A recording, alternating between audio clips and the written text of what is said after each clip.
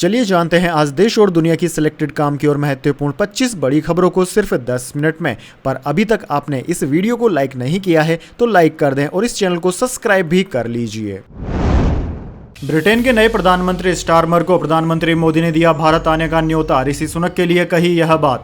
जी हां दोस्तों, ब्रिटेन में नए प्रधानमंत्री कीर स्टारमर को जीत की बधाई देने के बाद प्रधानमंत्री मोदी ने उन्हें भारत आने का न्योता दिया। प्रधानमंत्री नरेंद्र मोदी ने न सिर्फ स्टारमर से फोन पर बातचीत की बल्कि दोनों देशों के बीच भविष्य में और बेहतर संबंध विकसित करने की भी बातें की। दोनों ने मजबूत आर्थिक संबंधों के लिए ही नहीं बल्कि रणनीतिक साझेदारी को और अधिक गहरा करने की अपनी कमिटमेंट भी जताई। दोस्तों आपको बता दें, ब्रिटेन में ऋषि सुनक के नेतृत्व में कंजर्वेटिव पार्टी का 14 साल का शासनकाल खत्म हो गया। चलिए दोस्तों जान लेते हैं अगली खबर। 7 राज्यों की 13 विधानसभा सीटों पर उपचुनाव 10 जुलाई को फिर दिखेगी एनडीए और इंडिया ब्लॉक की टक्कर।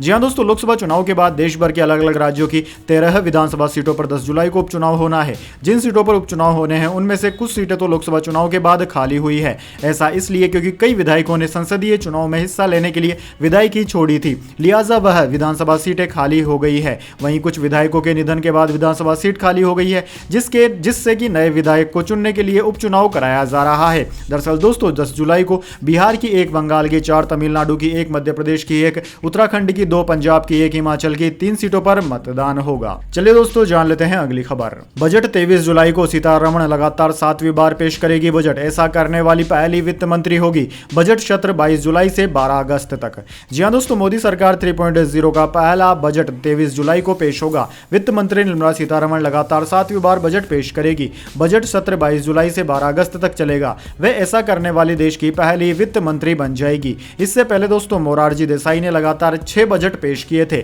संसदीय कार्य मंत्री किरण रिजिजू ने शनिवार को यह जानकारी दी। उन्होंने बताया कि केंद्र सरकार की सिफारिश पर राष्ट्रपति द्रौपदी मुर्मू ने इसकी मंजूरी दे दी है।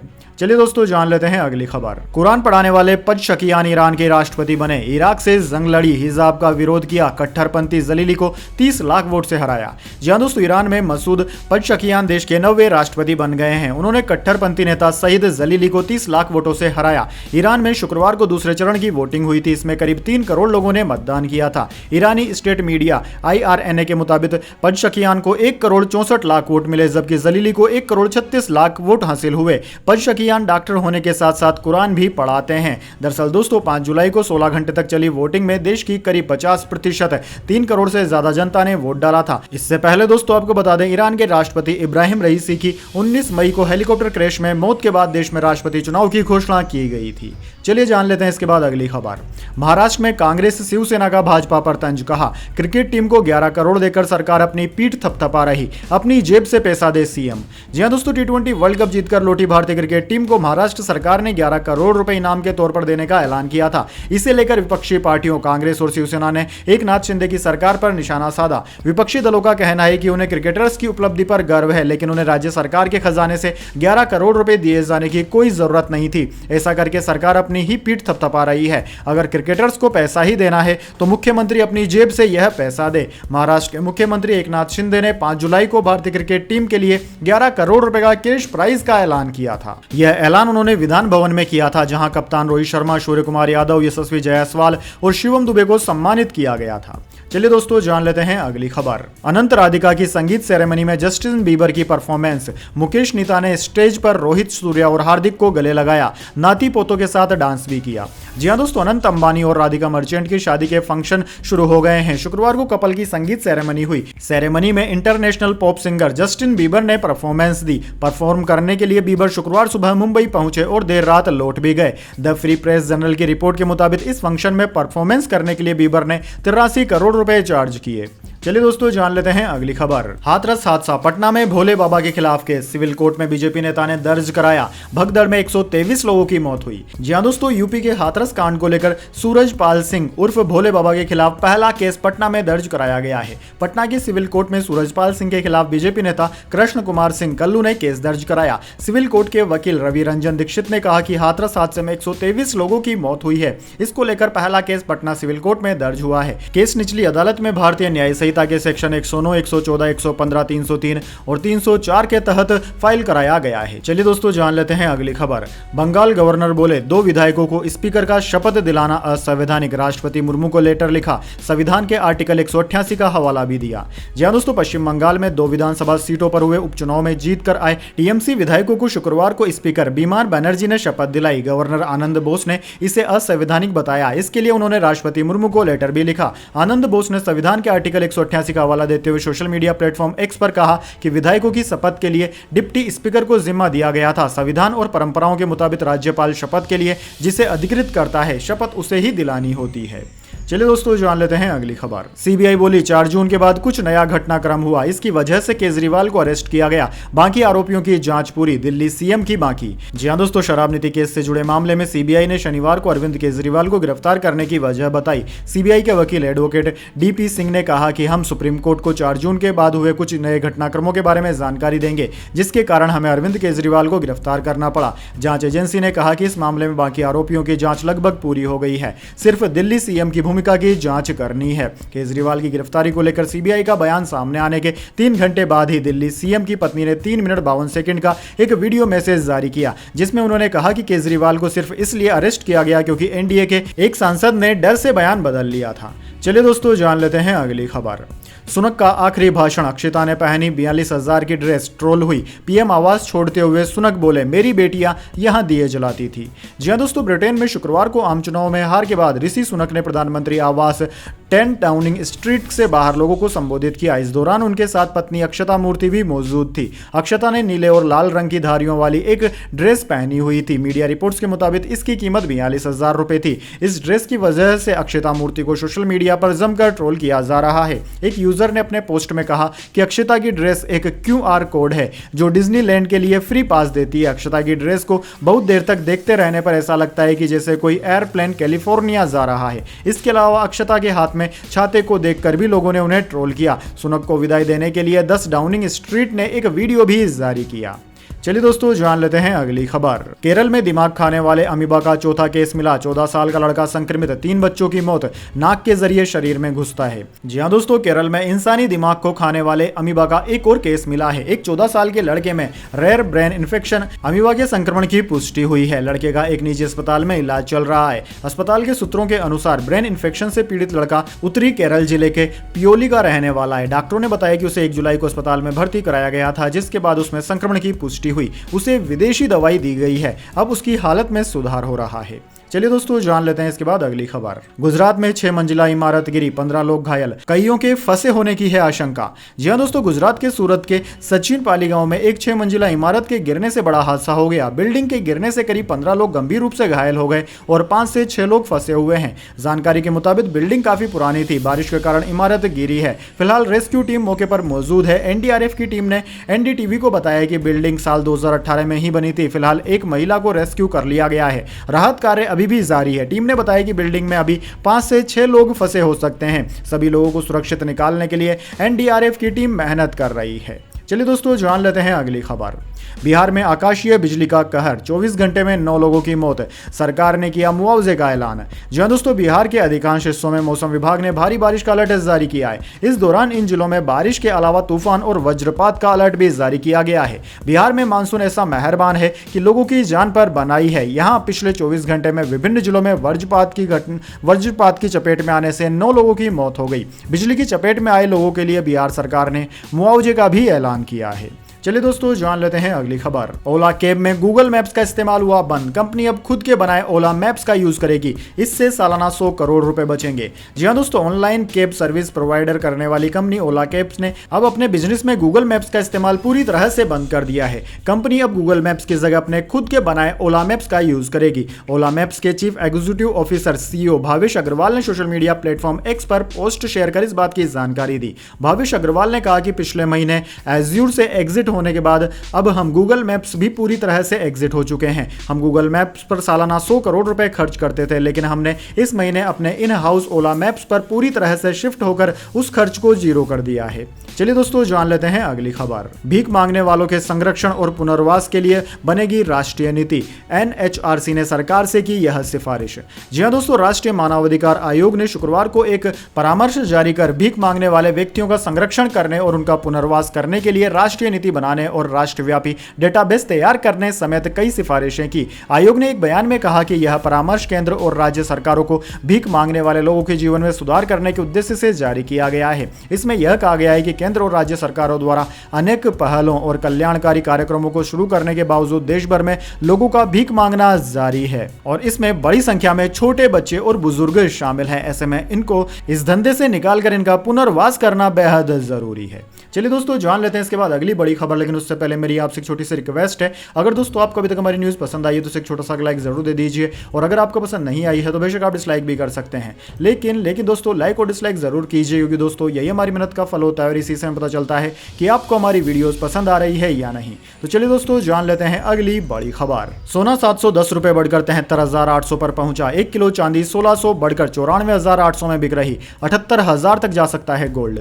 जी हाँ दोस्तों, सोने चांदी की कीमतों में 6 जुलाई को तेजी है। 10 ग्राम 24 कैरेट सोना 710 रुपए बढ़कर 73,800 रुपए पर पहुंच गया। कल इसके दाम 73,090 रुपए प्रति 10 ग्राम पर थे। वहीं दोस्तों एक्सपर्ट्स के अनुसार इस साल के आखिर तक सोना 78,000 रुपए तक जा सकता है। वहीं दोस्तों 1 किलो चांदी 1600 रुपए बढ़कर 94,800 रुपए में बिक रही है। इससे पहले चांदी 93,200 रुपए प्रति किलोग्राम पर थी। दोस्तों इस महीने सोने चांदी में अच्छी तेजी देखने को मिल रही है। 23 जून को सोना 72,280 रुपए और चांदी 90,000 रुपए ट्रेड कर रही थी। चलिए दोस्तों, जान लेते हैं अगली खबर। हिजबुल्लाह ने इजराइल पर 200 रॉकेट दागे। टॉप कमांडर की मौत के बाद किया हमला। कुछ दिन पहले दी थी जंग की धमकी। जी हां दोस्तों, ईरान समर्थक संगठन हिजबुल्लाह ने इजराइल पर अब तक का सबसे बड़ा हमला किया है। एपी की रिपोर्ट के मुताबिक आतंकी संगठन ने गुरुवार को यहूदी देश पर 200 से ज्यादा रॉकेट दागे। इसके अलावा करीब 20 ड्रोन से भी हमला किया। हमले में इजराइल के कई मिलिट्री बेस को निशाना बनाया गया। इजरायली सेना ने कहा कि कुछ मिसाइलें लेबनान से उनके इलाके में गिरी। इनमें से कई को रोक दिया गया। अभी तक किसी नुकसान की खबर नहीं है। हिजबुल्लाह ने यह हमला अपने एक टॉप कमांडर की मौत का बदला लेने के लिए किया है। चलिए दोस्तों, जान लेते हैं अगली खबर। सेना के दावे पर बोली पंजाब पुलिस। कहा अग्निवीर अजय कुमार से जुड़ी कोई वेरिफिकेशन पेंडिंग नहीं। जी हां दोस्तों, शहीद अग्निवीर अजय कुमार को लेकर शुरू हुआ विवाद थमने का नाम नहीं ले रहा है। पंजाब पुलिस ने वेरिफिकेशन के बारे में सेना के दावे पर प्रतिक्रिया दी। पुलिस ने कहा कि वेरिफिकेशन को लेकर उनके पास कोई भी रिक्वेस्ट नहीं आई है। दरअसल दोस्तों, आपकी जानकारी के लिए बता दें कि शहीद अग्निवीर अजय कुमार के परिवार को मुआवजे को लेकर संसद में सवाल उठने के बाद सेना ने बयान दिया था कि अजय कुमार के परिवार को 98 लाख रुपए का भुगतान किया जा चुका है। पुलिस वेरिफिकेशन के बाद करीब 67 लाख रुपए का मुआवजा और अन्य लाभ का भुगतान किया जाएगा। हालांकि अग्निवीर अजय कुमार के परिवार ने आज तक से कहा कि उन्हें 98 लाख रुपए मिले हैं, लेकिन सेना की ओर से दावा किए गए 67 लाख रुपए अभी भी लंबित हैं। वहीं पुलिस वेरिफिकेशन को लेकर भारतीय सेना के दावे पर खन्ना पुलिस ने प्रतिक्रिया दी है। चलिए दोस्तों, जान लेते हैं अगली खबर। एनडीए में जमीनी स्तर पर कोऑर्डिनेशन की कमी, बोले उपेंद्र कुशवाहा। लालू के बयान पर भी दी प्रतिक्रिया। जी हां दोस्तों, एनडीए सहयोगी राष्ट्रीय लोक मोर्चा आरएलएम के प्रमुख और पूर्व केंद्रीय मंत्री उपेंद्र कुशवाहा ने दावा किया है कि एनडीए में जमीनी स्तर पर समन्वय की कमी है। उन्होंने प्रभावी समन्वय के लिए बैठकों की मांग की। इसके साथ ही लालू के इस दावे पर भी अगस्त तक केंद्र में एनडीए सरकार गिर जाएगी। इस पर उपेंद्र कुशवाहा ने कहा कि लालू के ऐसे बयानों से एनडीए और मजबूत होगा। उपेंद्र कुशवाहा ने प्रेस कॉन्फ्रेंस कर कहा कि लोकसभा चुनाव के परिणाम की समीक्षा की गई है, क्योंकि हमारी अपेक्षा के विपरीत परिणाम आए हैं। एनडीए के उम्मीदवारों के जीत का अंतर कम रहा। 2 दिन तक समीक्षा की गई। कुशवाहा ने कहा कि एनडीए में जमीनी स्तर पर कोऑर्डिनेशन का अभाव है। चलिए दोस्तों, जान लेते हैं अगली खबर। अहमदाबाद में हिंदू संगठनों ने राहुल के पुतले जलाए। राहुल बोले मोदी अयोध्या से लड़ना चाहते थे, हार के डर से वाराणसी गए, वहां भी मुश्किल से जीते। जी हां दोस्तों, लोकसभा में विपक्ष के नेता राहुल गांधी शनिवार दोपहर 1 बजे अहमदाबाद पहुंचे। राहुल के पहुंचने से पहले हिंदू विश्व परिषद और बजरंग दल कार्यकर्ताओं ने उनके पुतले जलाए। कार्यकर्ता संसद में राहुल के कथित हिंदू विरोधी बयान का विरोध कर रहे थे। पुलिस ने उन्हें हिरासत में लिया। विरोध के बीच राहुल अहमदाबाद में कांग्रेस कार्यालय पहुंचे। राहुल ने कहा कि अयोध्या के लोगों के मकान दुकानें तोड़ी गई, मुआवजा आज तक नहीं मिला। अयोध्या से जीतने वाले सांसद ने बताया कि नरेंद्र मोदी वाराणसी से नहीं अयोध्या से लड़ना चाहते थे, लेकिन वहां 3 सर्वे करने वालों ने कहा कि अगर आप अयोध्या से चुनाव लड़ोगे तो हार जाओगे और राजनीतिक करियर खत्म हो जाएगा। चलिए दोस्तों जान लेते हैं अगली खबर। 9 दिन में देश भर में 500 करोड़ नहीं कमा पाई कल की, कलेक्शन में आई 25% की गिरावट। जी हां दोस्तों, प्रभास, अमिताभ बच्चन और दीपिका पादुकोण की फिल्म कल की 2898 एडी डोमेस्टिक और इंटरनेशनल बॉक्स ऑफिस पर शानदार परफॉर्म कर रही है। नाग अश्विन के डायरेक्शन में बनी इस साइंस फिक्शन फिल्म ने अपनी रिलीज के 9 दिन बाद ही अपने बॉक्स ऑफिस पर करीब 432 करोड़ रुपए कमा लिए। इंडस्ट्री यानी कि फिल्मों के बॉक्स ऑफिस को ट्रेस करने वाली वेबसाइट सेल्क्लिक के मुताबिक नाग अश्विन की इस हाई बजट फिल्म कल की 2898 एडी ने भारतीय सिनेमाघरों में अपने 9 दिनों की जबरदस्त पारी के बीच 432.1 करोड़ रुपए की कमाई की। गुरुवार की तुलना में शुक्रवार को इसकी कमाई में 22.99% की गिरावट आई। दोस्तों, सिनेमाघरों में अपने 9वें दिन फिल्म ने 17.25 करोड़ रुपए की कमाई की है। चलिए दोस्तों जान लेते हैं अगली खबर। कश्मीर के कुलगांव में 2 जगह सुरक्षा बलों आतंकवादियों में मुठभेड़ जारी, 1 जवान शहीद। बीते 1 महीने में सेना ने 6 आतंकवादियों को मार गिराया। जी हां दोस्तों, जम्मू कश्मीर के कुलगांव में शनिवार सुबह से आतंकवादियों और सुरक्षा बलों के बीच मुठभेड़ जारी है। शाम होते होते अब कुलगांव के ही फ्रीजल गांव के चिंगम इलाके में सुरक्षा बलों और आतंकवादियों के बीच मुठभेड़ शुरू हो गई। सेना और पुलिसकर्मी पुलिस ज्वाइंट ऑपरेशन चला रही है। चलिए दोस्तों जान लेते हैं अगली खबर। जिम्बाब्वे के खिलाफ 116 रन नहीं बना सके वर्ल्ड चैंपियन, भारत पहले T20 मुकाबले में 13 रन से हारा। रजा और चतारा को 3-3 विकेट मिले। जी हां दोस्तों, T20 वर्ल्ड कप जीतने के 1 हफ्ते बाद भारत को जिम्बाब्वे से हार का सामना करना पड़ गया। टीम इंडिया को जिम्बाब्वे ने 5 मैचों की T20 सीरीज के पहले मुकाबले में 13 रन से हरा दिया। हरारे में भारतीय टीम 116 रन का टारगेट चेज नहीं कर सकी। टीम इंडिया के खिलाफ T20 इतिहास का सबसे छोटा स्कोर डिफेंड हुआ है। टीम के कप्तान सिकंदर रजा और तेंजाई चतारा ने 3-3 विकेट लिए। शनिवार को भारत ने टॉस जीतकर पहले फील्डिंग चुनी थी। जिम्बाब्वे ने 20 ओवर में 9 विकेट खोकर 115 रन बनाए। विकेटकीपर क्लाइव मदाने ने नाबाद 29 रन बनाए। इसके जवाब में भारतीय टीम 19.5 ओवर में 102 रन बनाकर ऑल आउट हो गई। चलिए दोस्तों जान लेते हैं अगली खबर। मुजफ्फरपुर के कनिष्क यूके में बने सांसद, शुरुआती पढ़ाई यहीं हुई। 12 साल की उम्र में पहुंचे ब्रिटेन, सिविल सर्विसेज को छोड़ लड़ा चुनाव। जी हां दोस्तों, ब्रिटेन में हुए चुनाव में इस बार लेबर पार्टी के 650 में से 412 सीटें हासिल कर जीत हासिल की। 14 साल के बाद कंजर्वेटिव पार्टी सत्ता से बाहर हुई। भारत के लिहाज से भी यह चुनाव कई मायनों में खास रहा। दरअसल दोस्तों, भारतीय मूल के 29 सांसद इन चुनाव में जीतकर हाउस ऑफ कॉमन्स में पहुंचे हैं। इनमें से एक है कनिष्क नारायणन, जिनका संबंध बिहार के मुजफ्फरपुर से रहा है। दरअसल दोस्तों, मुजफ्फरपुर के कनिष्क नारायण यूके के वेल्स से सांसद बने। उन्होंने लेबर पार्टी के उम्मीदवार के रूप में जीत दर्ज की। 33 वर्षीय कनिष्क सिविल सर्विसेज में थे। चुनाव की घोषणा के बाद उन्होंने नौकरी से इस्तीफा दे दिया और चुनाव मैदान में उतर गए। लोक सेवक के रूप में तत्कालीन ब्रिटिश प्रधानमंत्री डेविड कैमरून के साथ पर्यावरण विभाग में वह काम कर चुके हैं।